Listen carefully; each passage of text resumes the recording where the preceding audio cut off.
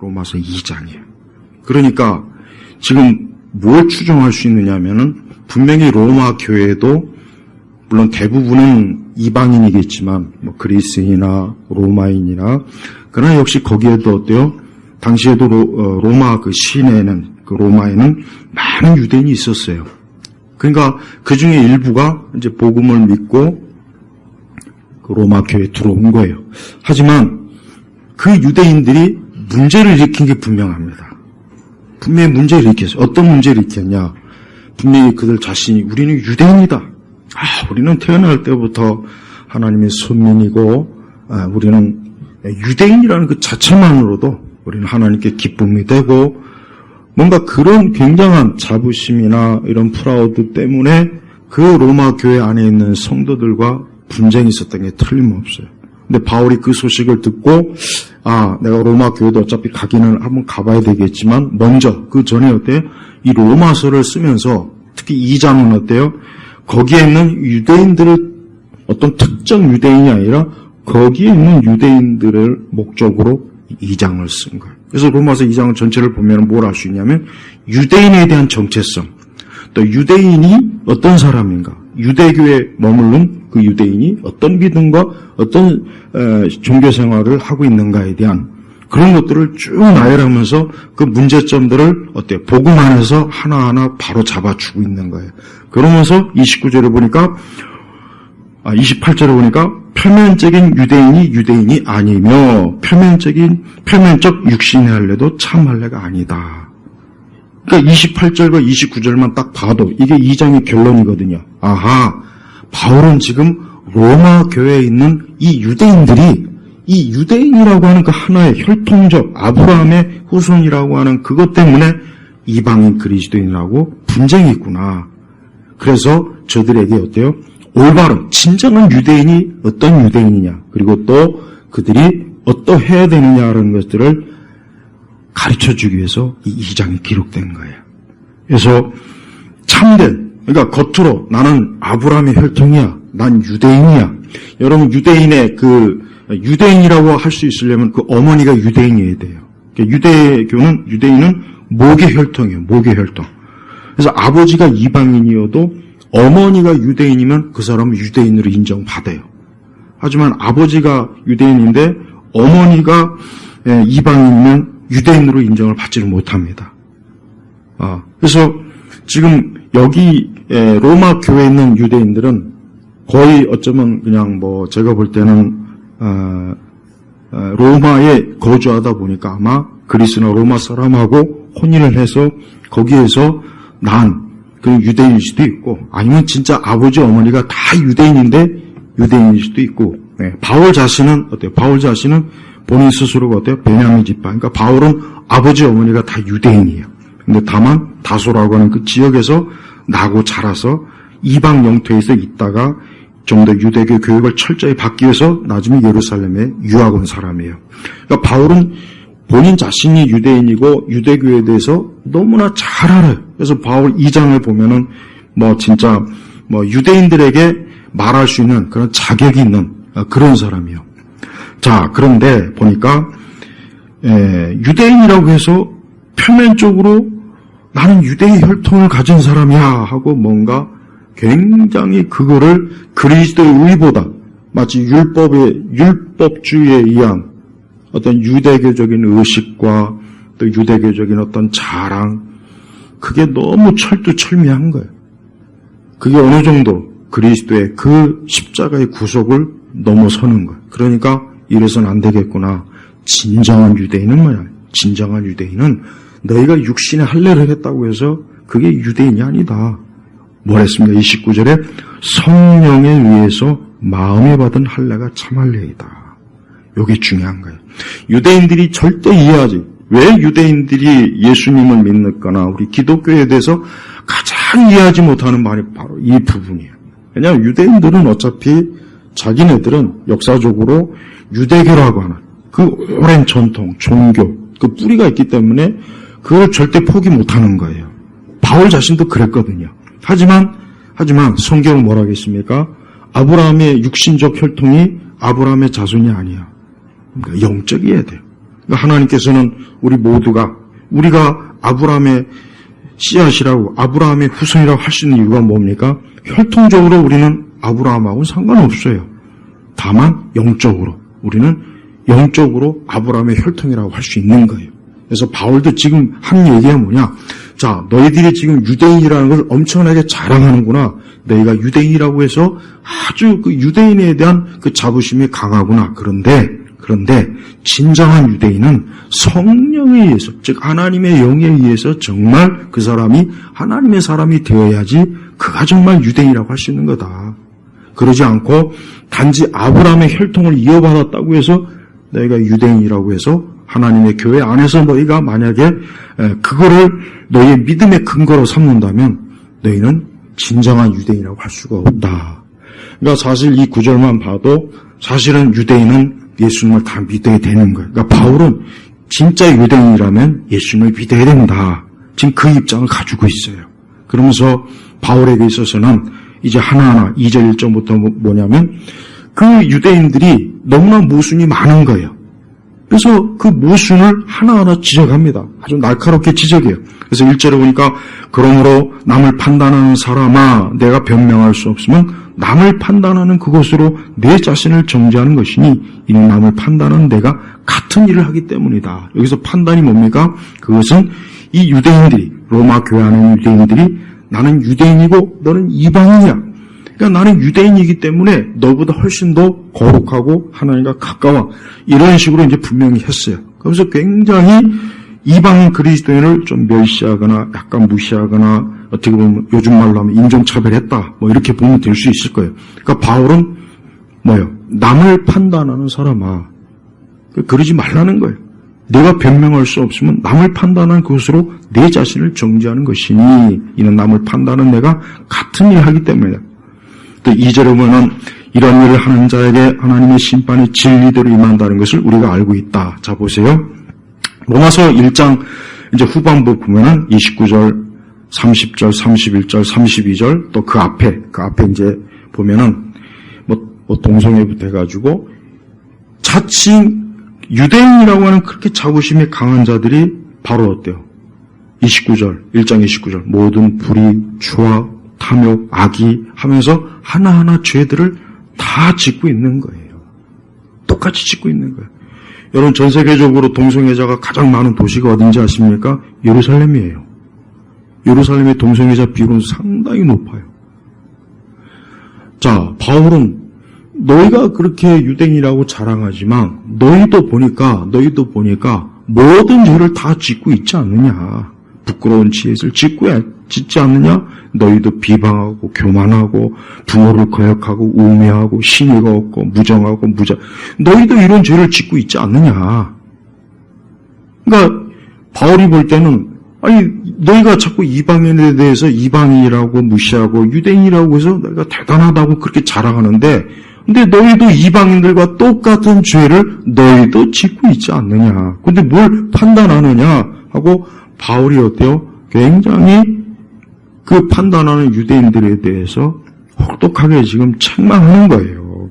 그래서 2절에 이런 일을 행하는 자에게 하나님의 심판이 진리대로 임한다는 것을 우리가 알고 있다. 그러니까 유대인이라고 해서 이런 죄를 지었을 때 나는 유대인이니까 하나님 면제해 주겠지. 나는 아브라함의 혈통이니까 이방이라고 똑같이 취급을 당하지 않겠지. 그건 천만의 말씀이에요. 천만의. 그렇지 않다 이거예요. 그래서 3절에 이런 일을 하는 자를 판단하면서 같은 일을 하는 사람아 내가 하나님의 심판을 피할 줄로 생각하느냐. 자 보세요. 보러 나왔잖아요. 우리는 하나님 앞에서 우리 그리스도인들이 조심해야 될 게 있어요. 우리 그리스도인들이 조금만 교회생활 신앙생활 좀 하다 보면 벌써 대본에 가장 먼저 오는 게 이거예요. 남을 정죄하고 판단하는 거예요. 믿지 않는 사람들을 특히 정죄 많이 하잖아요. 우리도 솔직히. 또 같이 믿는 사람들 볼 때 저 사람은 저렇게 신앙생활 저렇게 개떡같이 해. 저래. 신앙생활이 믿음도 없어. 기도도 안 해. 저렇게 판단하는 거예요. 정죄하는 거예요. 하나님은 그런 거를 하나님은 싫어해. 그래서 적어도 우리 성도들은 그런 정죄와 판단하는 거를 참 조심해야 돼. 근데 조심해야 되는데 그게 가장 먼저 나타나요. 벌써 이미 로마서 2장에도 이런 일을 하는 자를 판단하면서 같은 일을 하는 사람아. 그러니까 이미 유대인이라고 하지만 저들도 이방인들과 똑같이 동성애도 하고 남자와 여자 간의 부끄러운 일 그런 것도 본성에 거스른 일도 하고 또 여러 불의, 추악, 탐욕, 살인, 분쟁, 시기악도 아니 그런 일을 야 너도 하면서 뭘 그렇게 판단하고 정죄하느냐. 네가 유대인이라고 해서 너 그거 하나님이 너 면제해 줄 것 같냐. 그러니까 바울이 지금 굉장히 중요한 내용을 지금 지적하는 거예요. 4절에 아니면 하나님의 인자하심이 너를 인도하여 회개하게 하심을 알지 못하고 그분의 인자하심과 용납하심과 오래 참으심의 풍성함을 멸시하는 것이냐. 그래요. 하나님은 지금도 우리가 알다시피 왜 세상이 지금까지 망하지 않았습니까? 왜 세상이 지금까지 이렇게 유지될까요? 왜 저렇게 하늘에 태양이 뜨고 비가 내리고 수많은 악인들에게도 그들이 열심히 공부하면 시험에도 붙고 열심히 일하면 돈도 벌고 또 건강도 지켜주고 가정도 왜 그럴까요? 하나님이 인자하심이에요. 하나님이 인자하시기 때문에 만약에 예수 믿는 사람만 보호해 주시면 세상이 어떻게 되겠습니까? 그럴 수는 없잖아요. 그러니까 여러분 믿지 않는 사람들이 이걸 모르는 거예요. 믿지 않는 사람이 이걸 좀 알았으면 좋겠어요. 하나님이 안 계시기 때문에 또 하나님이 보시지 않아서 몰라서 그들이 지금 사는 게 아니에요. 하나님이 지금 어때요? 그냥 기다리시는 거예요. 용납하시는 거예요. 회개하기를 오래 참아주시는 거예요. 하나님은 어떤 사람이 70년, 80년을 불신앙으로 살아도 오래 참아주셔요. 하나님께서 지금 만약에 우리 사람이 지은 죄대로 심판한다면 이 땅에 남아있을 사람이 누가 있겠습니까? 한 사람도 없어요. 극악무도한 사람이나 우리나 죄의 본질에서는 전혀 다를 바가 없어요. 그러니까 우리 그리스도인들이 그걸 꼭 알아야 돼요.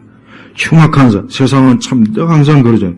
왜 이 세상이 웃기냐 하면 지들도 똑같이 뒤에서 죄짓고 흉측한 일이라고 흉한 일을 하면서 남을 정죄하고 비방하고 손가락질하고 요즘 사이버 레카라고 요즘 막 언론에 많이 뜨잖아요.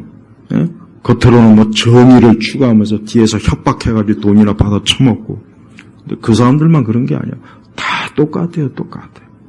이런 걸 정말 안다면 우리가 항상 조심해야 될 게 뭐냐? 정죄하는 게 참 무서운 거예요. 왜? 먼저 우리 자신을 돌아봐야 돼. 내가 얼마나 하나님 앞에 큰 죄인인가? 내가 얼마나 하나님의 인자하심과 하나님의 인내를 무시하면서 나도 살아왔지 않느냐? 5절에 뭐라 했습니까? 다만 너의 고집과 회개하지 않는 마음 때문에 진노의 날 곧 하나님의 의로운 심판이 나타날 그날에 너에게 임할 진노를 쌓고 있다. 이거 무서운 말씀이에요. 아직도 하나님 믿지 않는 사람들이 알아야 될 게 있어요. 뭐냐? 하나님이 인내하시고 하나님의 긍휼과 자비로 기다리시긴 하지만 계속해서 시간이 가면 갈수록 그 뭡니까? 진노를 쌓는 거예요. 여러분이 아이들 키우다 보면은 아이들이 잘못할 때가 있어요. 그러나 한두 번 계속 그냥 모른 척하고 넘어가지만 언젠가는 어때요? 한번 호되게 혼을 내잖아요. 네, 그동안 아이들 꾸중 안 했던 거 한번 날 잡아서 크게 혼낼 때가 있죠. 똑같아요. 하나님께서도 이 땅에 있는 사람들이 하나님을 부정하고 불신앙의 삶을 살고 죄악된 삶을 살죠. 근데 그게 뭡니까? 하나님의 인자하심이야. 어떻게든 하나님이 긍휼을, 하나님의 용서, 하나님의 그 자비하심이야. 그런데 또 한편으로 뭡니까? 진노를 계속 쌓고 있는 거예요. 하나의 죄, 두 번째 죄, 세 번의 죄, 네 번의 죄, 10년, 20년, 30년, 40년. 인간의 그 삶이라고 하는 것은 뭐냐? 하나님의 진노를 여기 쌓고 있다 그랬다고. 분명히 쌓고 있다. 그러니까 이게 얼마나 참 끔찍한 겁니까? 오늘 하나님 믿지 않는 걸 자랑으로 여긴 사람이 많아요. 오늘 하나님을 의식하지 않는 인생들이 많습니다. 근데 그건 뭐예요? 지금 진노를 쌓고 있는 거예요. 한편으로 하나님의 긍휼과 하나님의 인내하심이 있지만 다른 한편으로는 뭡니까? 하나님이 지금 진노를 계속 쌓고 있는 거예요. 쌓고 있는 거예요. 하나님께서 그 진노를 지금 어때요? 드러내지 않는 거예요. 왜 드러내지 않습니까? 하나님의 인자, 용납, 오래 참으심의 풍성함에 풍성함. 우리 성도들도 하나님께서 이 땅에 대한 심판을 지금 계속해서 어때요? 하나님께서 지금 즉시할 수도 있어요. 지금이라도 하나님께서는 온 땅의 우상 숭배자들과 이교도들과 하나님을 정면으로 손가락질하는 저런 파리에 있는 저런 불의의 사람들, 또 수많은 철학자들. 예, 저 유럽은 여러분 철학자들이 망친 곳이에요. 유럽은 철학자들이 망친 곳이에요. 뭐 미셸 푸코를 빼가지고 있어요. 한 20-30명 되는 그 사람들이 저 유럽을 저 모양 저 꼴로, 저기뿐이겠어요? 우리나라도 그렇고 미국도 그렇고 저 수십 명의 저 인간들이, 저 사람들의 철학이 전 세계 대학에서 가르쳐주고 그걸 배운 사람들이 또 곳곳에서 터져갖고 그 사람들이 지금 세상을 이렇게 만드는 거란 말이에요. 그러니까 내가 아까 주일학교 아이들한테도 뭘 얘기했냐. 사람의 말을 듣지 말고 하나님 말씀을 잘 들어라. 하나님 말씀을 좀 잘 들어라. 그게 너희들이 앞으로 살아가는데 복된 것이다. 근데 사람은 어때요? 하나님 말은 안 듣잖아요. 성경은 안 들어요. 성경은 아예 보지도 않으려고 그러고 다른 거에 귀를 기울이잖아요. 그래, 다른 거에 귀를 기울여서 그럼 좋아졌으면 괜찮아요. 하나도 안 좋아졌어요. 성경을 벗어나서 저 근대 유럽의 지성사를 보면은 다른 게 없어요. 그냥 성경을 벗어나는 역사예요. 인간의 지성사라고 하는 건 특히 유럽, 서구권은 다른 게 없고 성경에서 벗어나는 역사예요. 역사. 다를 게 없어요. 대학에서나 이 학문 기관에서 그 전에는 그래도 하나님 두려워하고 하나님의 말씀에 기반한 법이라든가 체제라 체계 이런 것들을 존중했던 사람들이 이제는 어때요? 이제는 하나님에 대해서 조금 더 존중하는 마음이 없는 거예요. 저 영국도 마찬가지고 프랑스만 문제 있는 게 아니에요. 영국도 얼마나 지금 골칫덩어리인지 말도 못합니다. 이번에 영국에서도 많이 폭동이 일어났죠. 그거 자업자득이에요, 사실은. 자업자득이라고.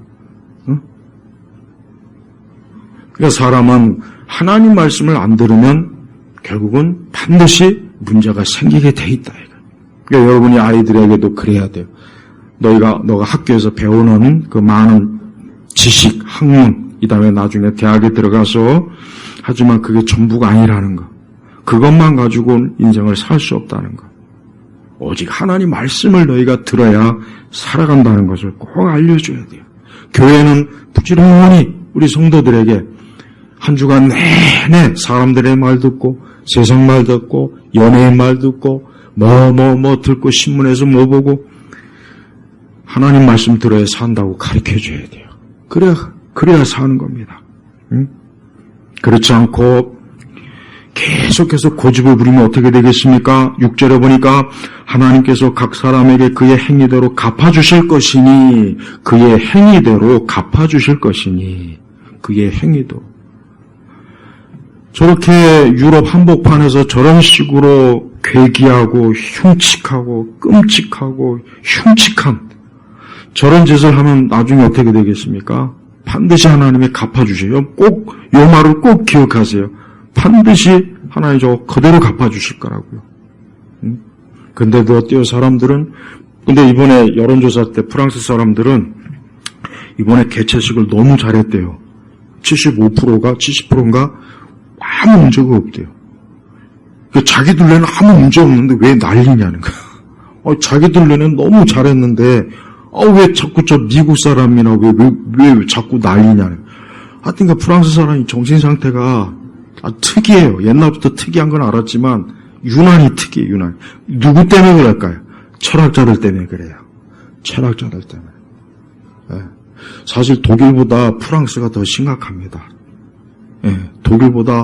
독일은 물론 독일도 문제가 있긴 하지만 사실은 프랑스가 더 심각해요. 철학으로 얘기하면 프랑스가 훨씬 심각합니다. 그래도 독일은 루터교가 있어요. 루터교가 그래도 있단 말이에요. 어쨌든 그래도 일부 개신교도 있고 그다음에 어쨌든 카톨릭이 그래도 보편적인 카톨릭이 좀 그래도 있어요. 그러나 프랑스는 어때요? 없습니다. 프랑스는 그게 아예 없어요. 프랑스 카톨릭 보편적인 카톨릭이 아니에요. 그러니까 뭔가 제어할 만한 게 없는 거. 그러니까 저렇게 가는 겁니다. 그러니까 역사적으로 보면은 사람들은 뭐 나치, 독일을 막 흉측하다 그러는데 사실은 프랑스가 훨씬 문제가 커요. 그걸 알아야 돼요. 그나마 영국은 그래도 19세기까지 쌓았던 기독교 신앙의 바탕이 있으니까 그래도 아직은 좀 저렇긴 하지만 영국도 심각합니다. 예, 유럽에 대한 그 관련 도서를 읽어보면은 정말 더 이상 유럽을 뭐 낭만의 나라, 꿈의 나라 이제는 아니에요. 끔찍해요. 끔찍해. 그 이름 지명 그대로 진짜 돌아가네요. 보니까 유럽이란 어둠이란 뜻이에요. 그 원의 그 뿌리를 보면 어둡다. 유럽이란 나라가 남쪽 빼고는 북쪽은 다 어둡거든. 어둡. 예, 그 이름대로 지금 가고 있어요. 예수님의 복음이 들어가서 바울의 바울이 계속 난 바울이 참 스페인까지 갔으면 참 좋았을 텐데 하나님께서는 바울을 그냥 로마에서 딱 멈추게 했어요. 그건 뭐 하나님의 섭리니까 어떻게 하겠습니까? 그러나 그 이후에 어쨌든 복음이 그래도 전해진 게 참 감사해요. 그러면서 하나님께서 각 사람에게 그 행위대로 갚아주실 것이니 하면서 7절에 참고 선을 행하면서 여기서 중요한 거예요. 참고. 우리가 선을 행하거나 하나님이 기뻐하는 일 할 때 중요한 게 뭐냐, 중요한 자질이 뭐냐면 참는 거예요. 참는 거. 왜? 이건 어렵고 시간이 가야 되고 열매를 맺히려면 좀 지나야 돼. 근데 혹 우리 가운데 내가 그래도 주님을 위해서 이렇게 사는데 왜 나에게 나아진 게 없을까? 나는 이렇게 복을 받지 못하는 것 같아. 그런 생각을 가진 분들이 있다면 오늘 말씀처럼 참고 선을 행하면서 영광과 존귀와 불멸을 구하는 자에게는 뭐예요? 영생으로 하실 것이나. 그러니까 우리가 하나님 믿는 신앙으로 끝까지 잘 이겨내라는 거예요. 어려움이 오고 고난이 오고 환난이 오고 또 세상에 여러 가지로 극심하게 만약에 우리를 핍박할 때도 그때도 어때요? 참고 인내해야 돼. 우리 예수님께서 십자가를 인내하셨던 것처럼 인내해야 돼. 그러면 어때요? 그에게 영광과 존귀와 불멸을 구하는 자에게는 영생으로 하실 것이나. 그러니까 끝까지 주님을 바라보면서 이 땅에 있는 죄악과 우리 안의 죄악과 이 땅에 있는 모든 불신앙을 잘 이겨내는 사람은 어때요? 결국 마지막은 영생을 하나님, 영광과 존귀와 불멸을 구하는 자예요. 인간은 불멸의 존재예요. 그냥 잠깐 살았다가 끝나는 존재가 아니라 불멸의 존재인데 그 불멸이 어떠한 불멸이 되겠습니까? 영원한 하나님의 진노 안에서 불멸하겠습니까? 아니면 하나님의 영원한 생명으로 불멸하겠습니까? 그리스도 예수 안에 있는 사람은 영원한 생명으로 불멸하는 거예요. 그러면서 하나님께서는 8절에 보니까 이기적이며 진리를 순종하지 않고 불의를 따르는 자에게는 노와 분으로 하실 것이다. 우리가 참 알아야 될 말씀이에요. 이기적이고 그러니까 하나님을 무시하고 자기 중심적 사는 삶. 우리 세대가 이 MZ세대가 굉장히 이기적이잖아요. 이기적. 확 내가 느껴지겠더라고 나도. 나 딱 대화에 보면은 확실히 틀리다. 얘들은 확실히 정말 틀리구나. 확 느껴져요. 굉장히 이기적이에요. 점점 더 심해지는 것 같아 보니까. 이기적이고 진리를 순종하지 않고 그러니까 하나님 말씀에 따라 살지 않는 거예요. 또 뭡니까? 불의를 따르는 자에게는 여기서 불의는 뭘 말하겠습니까? 로마서 아까 후반부 29, 30, 31 그 얘기예요. 그 다음에 그 앞에 남자와 여자와의 그 하나님의 그 섭리 그걸 따르지 않는 자가 지금 여기서 말하는 뭡니까? 불의를 따르는 겁니다. 그러니까 이런 사람들에게 뭐합니까? 노와 분으로 하실 것이다. 노와 분. 여기서 노와 분을 왜 분리했겠습니까? 그만큼 하나님께서 어때요? 사람이 하나님을 거역한 거에 대해서 하나님이 강력하게 심판한다는 뜻이에요. 그래서 이중용어를 쓴 거예요. 일부러 이중용어로. 그래서 노와 분으로. 그러니까 하나님의 의지가 강력하다는 거예요. 내가 반드시 너희들 내 앞에서 그딴 식으로 내 말씀 거역하고 나 불순종해? 내가 절대 가만 안 둘 거야. 그 의지를 지금 보여주는 거예요. 하나님 무서워요. 난 우리 그리스도인들이 제발 하나님을 우습게 여기지 않았으면 좋겠어요. 근데 우리 세대는 하나님 우습게 여기잖아요. 우리 세대만큼 하나님 우습게 여기는 세대가 없어요. 있기는 있다. 우리보다 또 더 뒤의 세대. 우리보다 더 뒤의 세대는 우리보다 더 하나 우습게 여길 거예요. 그러니까 가면 갈수록 하나님을 우습게 여겨요. 하나님을 굉장히 아주 제가 19세기까지 설교를 쭉 읽어봐요. 사도 바울부터 해가지고 19세기까지 설교를 쭉 봐요. 위대한 각 시대. 제일 설교 못하는 세대가 어디냐? 20세기하고 21세기야. 너무 차이가 나요. 19세기까지는 그 설교가 정말 온통 성경으로 교리로 가득 찼어요. 하나님을 경외함과 두려움이 가득해. 근데 20세기 넘어오면서 또 설교가 개떡 같아요, 진짜. 내가 목사이지만 아유 참 창피하다. 하나님도 경외심도 없고 진노하심도 없고 심판도 없고 십자가도 없고 죄에 대한 지적도 없고 맨날 교회하면 뭔가 이게 하나님이 설교인지 아니면 사람들하고 무슨 토크쇼 하는 건지 그냥 사람들 불러다가 그냥 아기자기하고 재밌는 얘기하면서 웃기는 건지 너무 차이가 납니다. 그러니까 19세기까지 로이드 존스가 그랬잖아요. 자기는 20세기 설교자들 설교 안 읽는다 그랬다고. 19세기까지만 읽는다 그랬어, 설교로. 그 말이 딱 맞아요. 저도 읽어보니까 진짜 차이가 너무 많이 나고 너무 많이. 그러니까 20세기 교회가 엉망진창인 거예요. 나는 유튜브에서 목사님들의 설교를 나도 좀 들어봐요, 여러 가지. 내가 솔직히 말하지만 내가 누군가를 비방하거나 뭐 그런 얘기야. 내가 잘났다는 얘기가 아니라 설교 그렇게 하면 안 돼요. 성경의 내용이 거의 없어요. 교리는 아예 없어요. 맨날 그 질질 짜고 이상한 감상적인 말. 지금은 목사님들이 감상적인 말을 해야 성도들이 좋아하는 것 같아요. 자화자찬하고 이상하게 막 자뻑 그냥 그런 거 듣고 어떻게 신앙생활 하겠습니까? 이런 현실, 이런 영적인 현실은 좀 알고 있어야 돼. 우리 교회니까 제가 이런 얘기를 하는 겁니다. 하나님은 하나님의 뜻에 어긋나고 하나님의 뜻을 거스르면 반드시 내가 가만 안 두겠다고 지금 8절에 노와 분으로 그래서 강한 의지를 드러내려고 바울이 일부러 노와 분이라고 하는 이중 용어를 같이 써버린 거예요. 그러니까 이 편지를 받는 그 사람들은 아마 바울이 엄청나게 무서웠을 거라고요. 이 편지가 너무 막 무섭구나. 바울이 지금 화가 많이 났구나. 바울이 지금 우리 유대인들, 여기 있는 유대인들한테 화가 많이 났구나.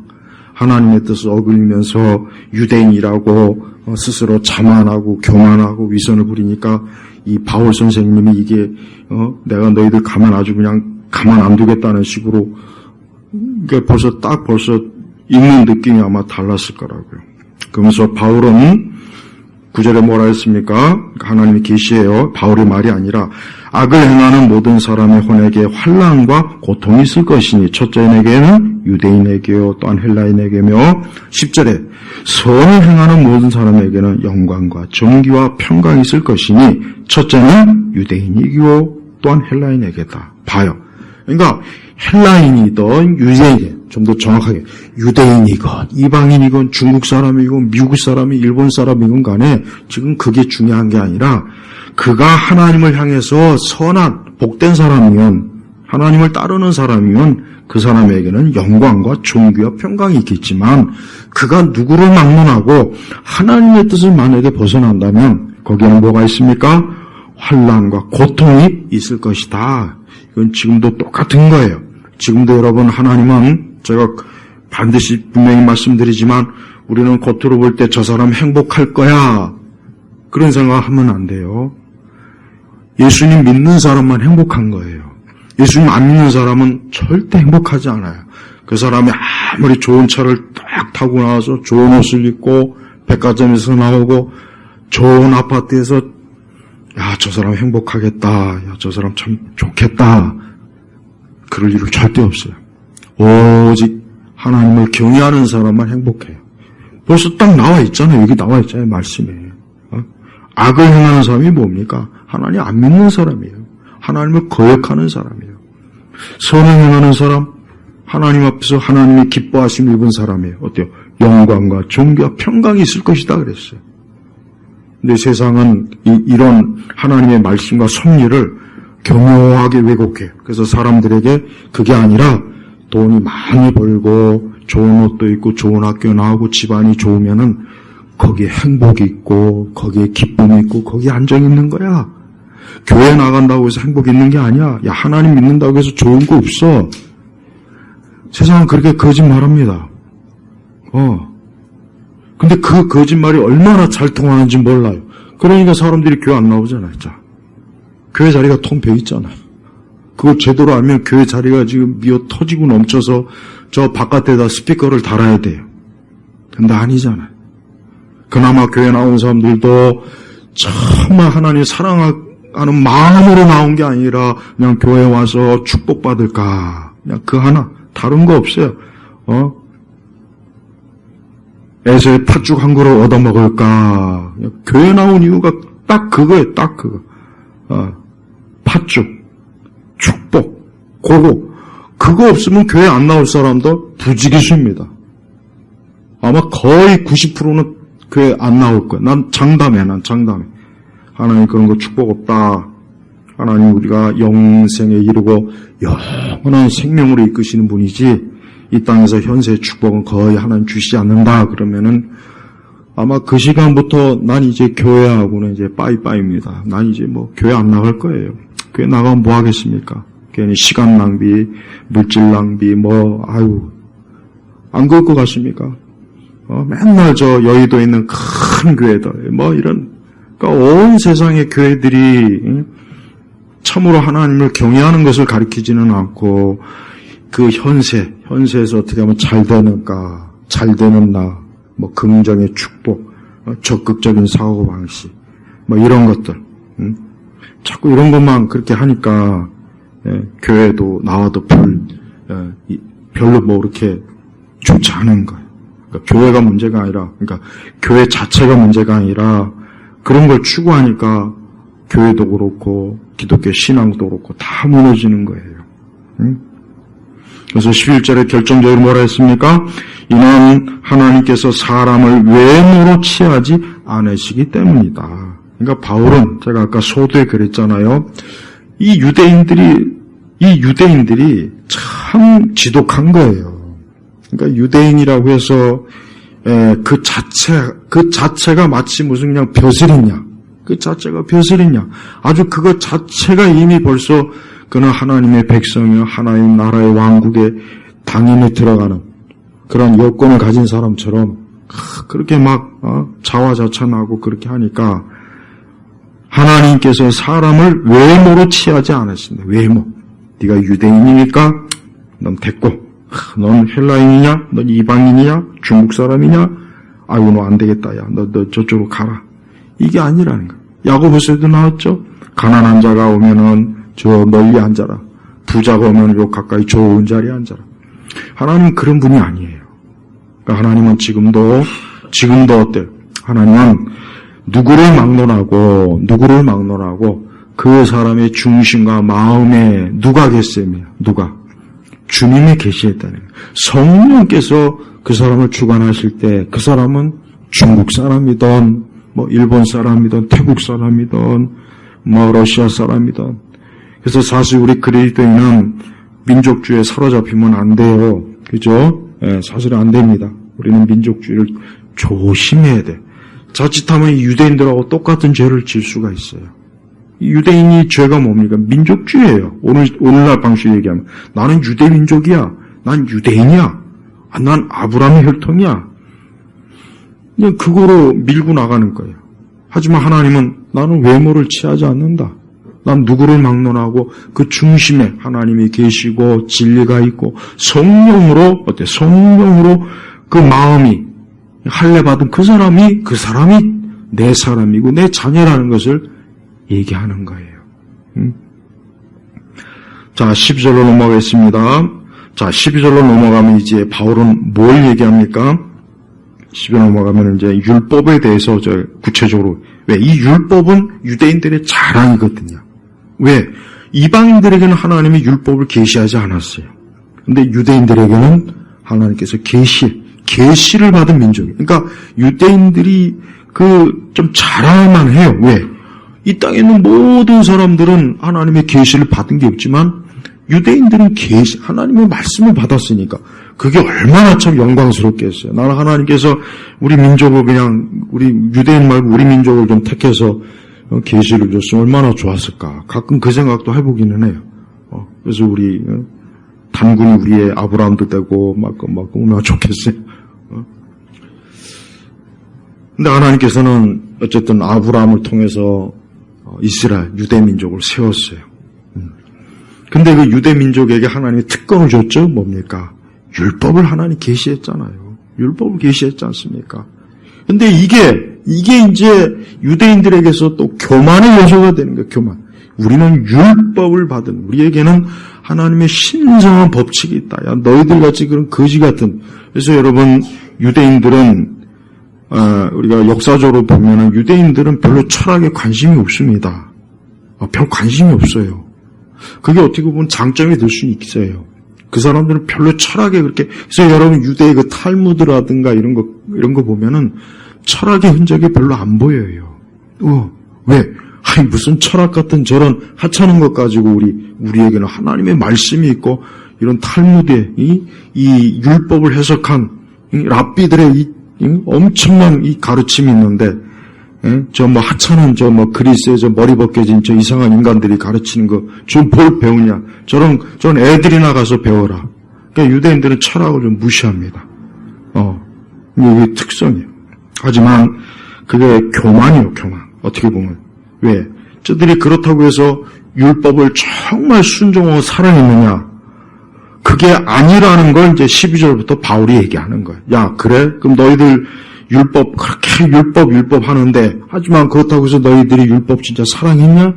이제 그게 아니라는 걸 바울은 또 어때요? 하나하나 지적하는 게 12절부터 나와요. 그래서 율법 없이 죄를 범한 자는 모두 율법 없이 망하고, 율법 안에서 죄를 범한 자는 모두 율법으로 말미암아 심판을 받을 것이다. 그랬대. 그러니까 하나님의 심판은 동일한데, 율법을 받았던 안 받았던 하나님은 어때요? 죄를 범한 자는 하나님이 어때요? 심판한다는 것은 동일한 거예요. 그러니까 우리가 유대인이라고 해서 율법을 받았다고 해서 죄를 졌다고 해서 면제되지는 않는다. 오히려 율법을 받았기 때문에 그 율법 위에서 어때요? 심판의 근거가 되는 거예요. 그러니까 무서운 거예요. 그러니까 우리가 하나님의 계시를 받지 않았어요. 그러나 하나님 앞에 죄를 지면 하나님은 어때요? 인간의 본성에 그 죄악된 것 따라 심판합니다. 그런데 우리가 하나님의 계시를 받았어요. 십계명을 받았어요. 율법을 받았어요. 모세계명을 받았어요. 하나님 그거 대로 심판하는 거예요. 그러니까 누가 더 사실 어떻게 보면 율법을 받은 유대인이 더 사실은 어때요? 그 죄가 더 확실하게 드러나는 거예요. 왜? 조목조목 있잖아요. 네, 조목조목 있잖아요. 그러니까 유대인이 핑계할 수가 없는 거예요.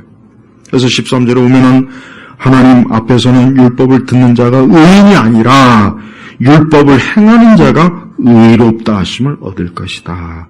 왜 여기서 율법을 듣는 자가 왜 이런 표현을 썼습니까? 랍비들이 율법을 가르칠 때 글로 가르치는 것이 아니라 뭐예요? 언어로 가르치거든요. 책으로 가르친 게 아니라 랍비들 자신의 율법을 다 모세경 외우고 있기 때문에 앞에다 앉혀놓고 율법을 계속해서 구술을 해요. 그럼 앉아있는 학생들 그걸 듣는 거예요. 듣는 거. 계속 랍비들은 율법을 자기가 다, 랍비들은 모세오경을 다 외웁니다. 다 외워요. 여러분도 한번 다음 주까지 한번 외워보세요. 되는지. 다 외워. 정말 토시 하나도 틀리고 율법 모세오경뿐만 아니라 39권도 다 외우는 랍비들이 많아요. 예수님 당시는 얼마나 말로 할 수 없이 엄격하죠. 지금도 그런 랍비들이 있는데 그때는 얼마나 더 하겠습니까? 그러니까 그들은 앉아서 랍비가 율법을 계속 말하면 들어요. 듣는 거야. 지금 그것 때문에 율법을 들었다고 해서 네가 의인이 되는 게 아니다 이거예요. 랍비가 율법을 가르치면서 창세기부터 신명기, 레위기, 민수기 다 하잖아요. 그럼 어쩌면 그들은 난 오늘 회당에 가서 랍비가 들려주는 율법을 들었어. 난 이제 이것으로 됐어. 난 이것으로 이제 오늘 참 하나님 앞에 깨끗해. 그게 아니라 뭡니까? 율법을 행하는 자가 의롭다 하심을 얻을 것이다. 쉽게 얘기하면 바울은 뭘 얘기합니까? 우리는 하나님의 말씀을 듣는 것뿐만 아니라 어때요? 그 말씀에 순종해야 된다. 순종해야 된다. 그 얘기를 하는 거예요. 마치 오늘 우리도 똑같아요. 하나님 말씀을 선포된 말씀을 듣는 것으로 만족하지 말고 얼마나 많은 그리스도인들이 설교를 듣기만 해요. 나는 할 수만 있으면 유튜브를 안 하고 싶어요. 솔직한 얘기로. 왜냐하면 현장에서 말씀을 듣는 것 더 중요하거든요. 사실은. 물론 어쩔 수 없는 환경 속에서 듣는 건 괜찮아요. 그렇지만 교회를 일부러 안 나오고 유튜브 방송만 듣는 사람들은 내가 분명히 말씀드리지만 그 사람들 그런 식으로 신앙생활하면 안 돼요. 그런 식으로 신앙생활 하는 거 하나도 그거 좋을 거 없어요. 어쩔 수 없이 어쩔 수 없는 상황 속에서 듣는 건 상관없어요. 듣고 신앙. 그렇지만 일부러 교회를 안 나가는 사람도 있죠. 안 나가서 일부러 나갈 만한 교회가 있는데 안 나가는 거.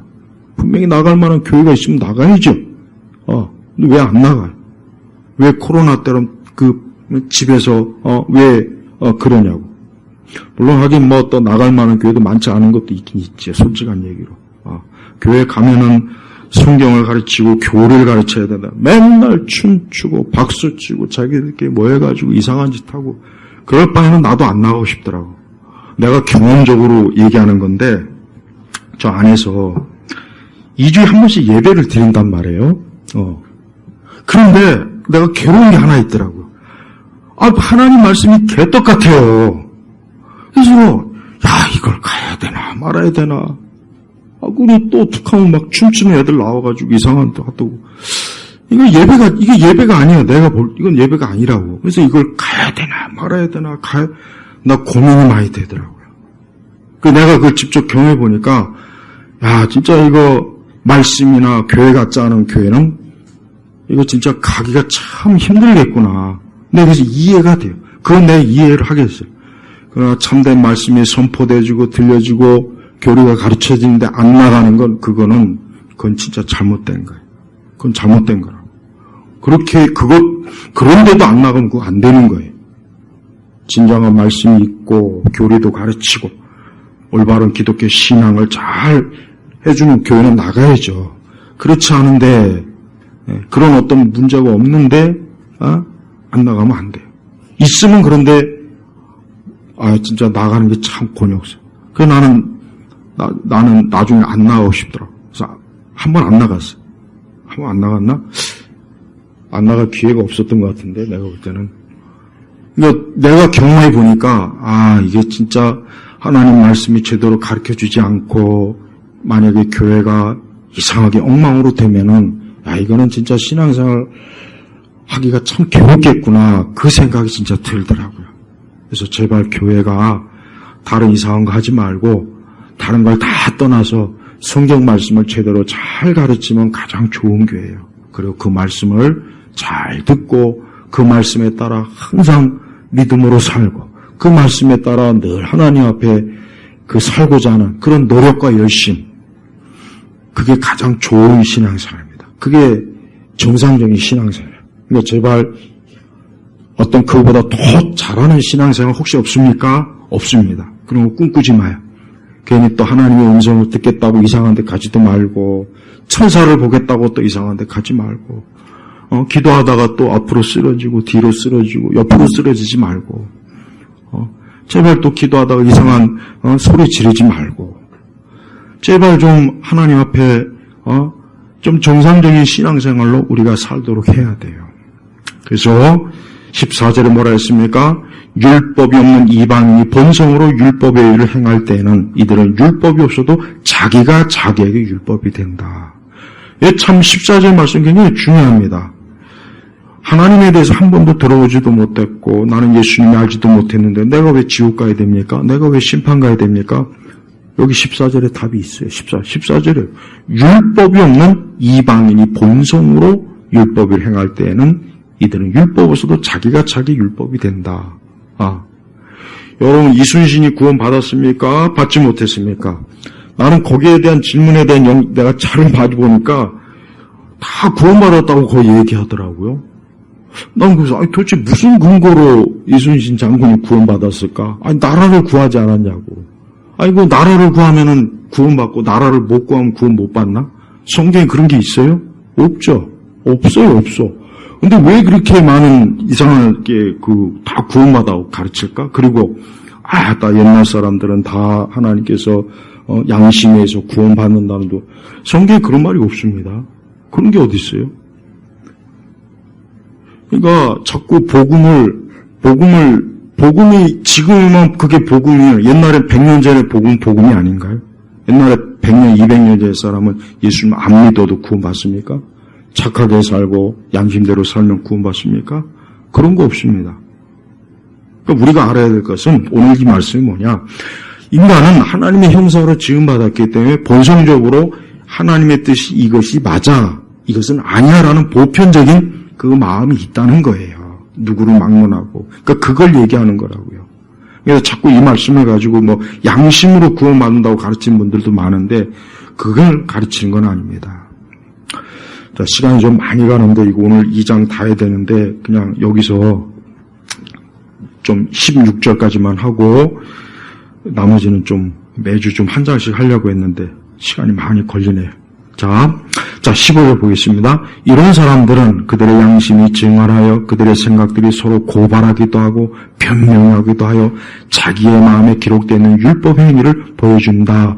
이런 일은 내가 전한 복음대로 하나님께서 그리스도 예수님과 말미암아 사람들의 은밀한 것을 심판하시는 그날에 있을 것이다. 자, 여러분, 우리가 이걸 알아야 됩니다.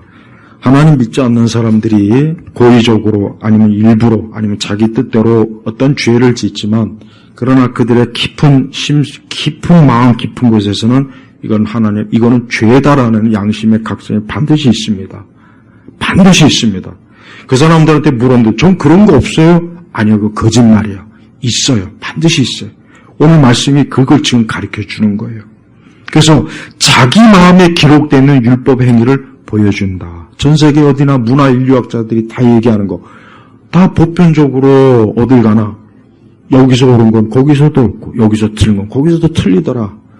다 뭐요? 마음에 기록되어 있는 하나님의 법이 있기 때문에 그러는 거예요. 그렇지 않다면 우리가 복음을 전할 때 성경도 각 민족과 종족들에 따라 달리해야 되잖아요. 그러나 그렇지 않잖아요. 이 성경 한 권만 있으면 저 아마존의 밀림에 가던 유럽의 도시에 가던 우리나라 서울의 한복판이던 하나 문제가 안 돼. 왜? 그 말씀이 어때요? 모든 사람에게 보편적으로 다 적용이 되기 때문에 그러는 거예요. 그러면서 16절에 이런 일은 내가 전한 복음대로 하나님께서 그리스도 예수를 말미암아 사람들의 은밀한 것을 심판하시는 그날에 있을 것이다. 자, 여기서 뭐라 했습니까? 그리스도 예수님으로 말미암아. 하나님의 심판의 기준이 어디에 있습니까? 예수님에게 기준을 두는 거예요. 이래서 예수 그리스도를 믿지 않는 자는 구원을 받을 수 없어요. 그래서 우리의 조상들, 복음이 들어오기 이전에 우리의 조상들이 구원받는다는 말은 잘못된 말입니다. 그 말은 저는 분명히 맞지 않다고 여겨져요. 그래도 그 사람들이 복음이 들어왔으면 구원받았을 거 아닙니까? 아니에요. 그건 다른 문제예요. 구원은 하나님의 선택이에요. 지금 이렇게 교회가 천지에 있고 마음만 먹으면 성경 얼마든 읽어도 예수님 안 믿는 사람 있잖아요. 안 믿고 죽잖아요. 왜? 하나님의 선택이 없으니까 그러는 거예요. 조선시대 복음이 들어와서도 똑같아요. 그러니까 우리는 그걸 걱정할 필요는 없어요. 그런 걸 가지고 괜히 쓸데없이 골몰해할 필요는 없어요. 중요한 것은 그리스도 예수님을 지금 믿어야 구원받는다는 걸 지금 우리 시대 사람들은 그거 하나만 좀 자기가 명심해야 되는 거예요. 이전 시대 자꾸 끌어올리지 마요. 가수도 없는 거 왜 자꾸 끌어올려? 자기하고는 상관없는 거예요. 남의 구원 걱정 말고 자기 구원이나 걱정해야 돼요. 심판은 오직 그리스도 예수님이에요. 그래서 우리 교회가 절대 잊지 말아야 될 복음은 뭡니까? 예수 그리스도를 믿지 아니하면 너는 너의 죄로 인해서 너의 양심에 심겨진 그 하나님의 마음에 기록된 그 율법대로 너는 정죄받고 멸망한다는 거, 이걸 알아야 되는 거예요. 지금 온 세상을 보십시오. 세상은 가면 갈수록 어때요? 자기들 마음에 심겨진 율법도 거스리고 또 하나님의 말씀이 교회에서도 제대로 전파되지 않고 선포되지 않고 가르쳐지지 않아서 교회 안에 있는 사람들조차도 말씀에 불순종하고 지금 우리가 살고 있는 영적인 상황은 이런 거예요. 그러니까 우리 성도들은 이러한 시대 때 어떻게 되겠습니까? 나는 하나님께서 그리스도 예수님 말미암아 하나님께서 은밀하게 심판할 텐데 그때 나는 믿음으로 하나님 앞에 설 것인가? 나는 믿음으로 하나님 앞에서 내 모든 죄가 씻겨져서 주님 앞에 의로운 자로 설 것인가? 그걸 생각하라는 거예요. 바울은 지금 유대인들에게 말하는 거예요. 너가 유대인이냐 아니냐는 중요하지 않다. 너가 지금 율법을 듣고 있느냐 그는 중요하지 않다. 너가 그리스도 예수님 그 율법을 통해서 예수님을 믿고 구원받았을 때 너는 하나님의 진정한 백성이 되는 것이다. 이걸 지금 바울은 얘기해 주는 거예요. 그래서 여러분 우리는 로마서 2장은 특별히 오늘 우리 교회를 다니는 믿는 사람들에게 아주 중요합니다. 왜? 우리 교회를 다니는 믿는 사람들이 꼭 유대인과 비슷하거든요. 유대인과 비슷해요. 난 어릴 적부터 교회에 나왔고 우리 부모님도 다 교회에서 직분자입니다. 나는 예배도 잘 나옵니다. 왜 나에게 뭐가 문제가 있습니까? 그게 아닙니다. 그건 다 표면적인 거예요. 성령으로 그가 예수님을 믿고 하나님의 자녀가 되었느냐 이게 중요한 거예요. 이거를 깨닫고 이거를 여기서 깨닫는다는 말은 다른 의미가 아니라 이것을 이해하고 내 마음으로 믿는 사람들 그 사람은 구원받는 거예요. 제가 구원받는 것도 너무 이상하게 생각하지 마세요. 여러분의 몸이 전기 뱀장에 물린 것처럼 찌릿찌릿해야 어떤 사람은 진짜 그렇게 알고 있는 사람도 많아요. 난 정말 그것도 참 정말 어디 가서 그걸 배웠는지 참 이해가 안 가요. 저는 우리 성도들이 그리스도 예수님을 지금 이 시간 믿고 이 다음에 그분께서 여러분의 심판의 주가 아니라 여러분을 기쁨으로 맞이하는 여러분의 신랑으로 만날 것을 저는 믿습니다. 그렇게 돼야 됩니다. 그렇지만 예수님 믿지 않는 사람은 어때요? 은밀한 것을 심판하시는 그날에 있을 것이다. 여기서 그날 특정한 날이에요. 하나님의 심판의 날은 딱 정해져 있어요. 그날은 이 땅에 있는 모든 사람들이 자기가 지은 죄에 대해서 심판을 받아요. 근데 예수님 믿는 사람은 이미 예수님께서 십자가에서 그 죄로 예수님이 심판을 받았기 때문에 정죄받았기 때문에 우리는 심판을 받는 게 아니에요. 그러니까 예수님 믿는 사람은 제발 이후에 다시는 내가 하나님의 심판에 정죄를 받나? 그런 생각은 이 시간 이후로 정말 하지 마세요. 적어도 우리 교회 성도들만큼은 그런 거에 절대 두려워하지 말고 나는 예수님 믿음으로 하나님의 자녀가 되었다. 나는 이제 그리스도 안에서 새 사람이 되었고 나는 이제 날마다 그분 안에서 영적인 열매를 맺어가면서 나는 하나님의 자녀로서 복되게 살 것이다. 이런 마음과 각오를 가지면 되는 거예요. 왜 믿지 않는 사람들처럼 아니면 아예 믿음이 없는 사람들처럼 내가 이 다음에 하나님 앞에 심판에 설 텐데 어떻게 하지? 내가 혹시 그때 심판에 설 때 하나님께서 나의 죄를 내 옛 죄를 나의 이런저런 죄 때문에 심판하시나? 그건 복음의 생각이 아니에요. 그러니까 그런 생각이 있으면 지금 이 시간 싹 지워버리고 중요한 것은 뭡니까? 하나님을 믿지 않는 사람들이 결국 예수 그리스도의 심판으로 이 다음에 심판자 앞에 선다는 겁니다. 근데 그 사람이 누굽니까? 아브라함의 혈통이라고 자랑하는 유대인이었던 거예요. 그러니까 바울이 그래서 로마서 2장을 통해서 그러한 유대인에게 지금 이 말씀을 어때요? 이 편지로 전하는 거예요. 우리 성도들은 오늘 로마서 2장 1절부터 특별히 16절까지의 말씀을 하나 한 구절 한 구절 봤는데 오늘 이 말씀을 여러분들이 듣거나 또 앞으로 이 말씀을 읽을 때 하나님은 지금도 하나님을 참되게 믿고 살아가는 자는 지금도 하나님께서 영생으로 하나님의 은총으로 이끌어 주시는구나. 그러나 우리가 그리스도의 의가 아닌 다른 것으로 내가 하나님 앞에 나오면은 그 순간부터 내 죄는 하나님의 진노로 심판을 받는구나 하고 그렇게 알고 있어야 돼요. 제발 우리 성도님들 오늘 말씀을 다시 한번 되새기시고 나는 그리스도 예수님을 믿습니다. 난 그분 안에 있습니다. 난 그분을 사랑합니다. 나는 죄도 많고 어리석고 미련하지만 그러나 내 이 모든 것은 그리스도의 십자가에 있습니다. 난 오늘도 주님 안에서 살고 있습니다. 이 믿음을 고백하고 아멘 한다면 여러분 하나님의 자녀이니까 더욱 심판을 두려워하지 말고 아무것도 두려워할 게 없어요. 여러분의 앞길에 영생이 있기 때문이에요. 오늘 이 말씀을 마치고 기도하겠습니다. 하나님 아버지 감사합니다. 오늘 로마서 2장의 전반부의 말씀을 우리 성도들이 하나하나 귀담아 듣고 그 말씀에 또 이해하고 깨달음으로 올바른 지각을 형성하게 하시고 이 말씀을 통해서 바른 믿음을 형성할 수 있도록 우리 성도들을 이끌어 주옵소서. 한 주간도 우리 교우들 한 걸음 한 걸음 지켜주시고 무더위에 건강 상하지 않게 하시고 또 그 마음이 상하지 않게 하시고 시험에 들지 않게 하시고 또 우리 성도들 삶의 모든 것들을 우리 주님의 사랑의 손길로 보살펴 주시기를 간절히 기도합니다. 예수 그리스도의 이름으로 기도 올렸습니다. 아멘.